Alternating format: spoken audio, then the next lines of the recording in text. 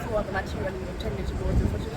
No, tomorrow we will be going specifically through most of the affidavit evidence that's stored before the court, including the medical reports and the psychological reports that were done in relation to some of the appellants, to make the point to the court that it has been an ordeal for these appellants to have to wait for so long, 13 years, and that we are worried that this case may be a precedent for other Jamaicans, poor Jamaicans, who may now have themselves subjected to a system where you can be in custody for 13 years and then subjected to the ordeal of a new trial when your money is essentially done. And on that point, Mr. Clark, you urge the judges to draw a line in the sand, you said to them. And just now you mentioned poor Jamaicans who may face a similar situation. Could you say some more about what inspired you to make that argument today? Well, in other jurisdictions like Barbados, the judiciary have decided that ultimately there comes a time when if our justice system can fully try you and convict you, it will be unjust to make you go back to trial. So in Barbados, in one case, said 8 years was too long. And we are saying that for us in Jamaica, it is fair that all Jamaicans can come to an understanding that perhaps after 8 years, after 10 years, it's too long to subject Jamaican citizens to that kind of ordeal of another trial and another cost and another expense.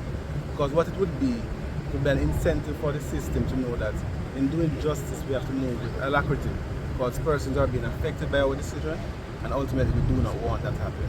And ultimately, for any well-meaning, well-thinking Jamaican, would all want a situation in which the guilty are convicted and remain convicted, and the innocent walk free.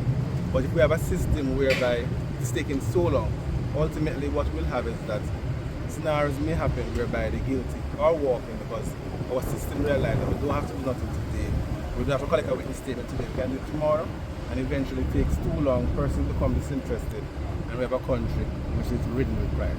So is it fair to say the arguments you made today were not just centered around your immediate clients, but for future Jamaicans who may find themselves in a similar situation? It was centered around the ordeal that they suffer. But we are also recognizing that if the court say it can happen to Kartel, it can happen to other Jamaican citizens, including the poorest of us. So what it means is that if a Jamaican is in custody for 13 years and then he comes and says, my money is done, I'd have next month to find a next lawyer, and I'm worried that the system won't give me justice, it means that in such a scenario he may very well, if a precedent is set one way or the other, may feel aggrieved, and we're asking the powerful court to examine our arguments and in light of all the facts of this case, do what they think is just. And that's what they'll ultimately do, even if we never ask them.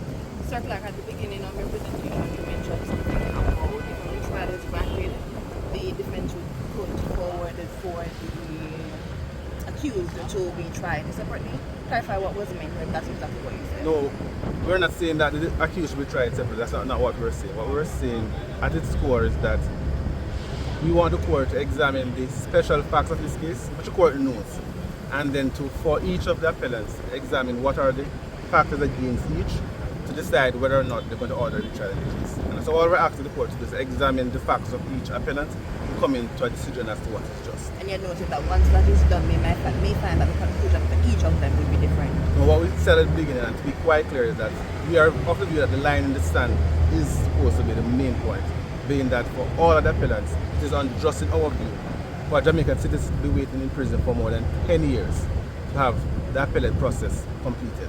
We think that it's unjust. It shouldn't happen to Kartel, it shouldn't happen to anybody. And we're saying that regardless of who these individual appellants are, it shouldn't happen to them, it shouldn't happen to your child, it shouldn't happen to your grandchild. And today, and for this matter, we're hoping that the court will say it can't happen.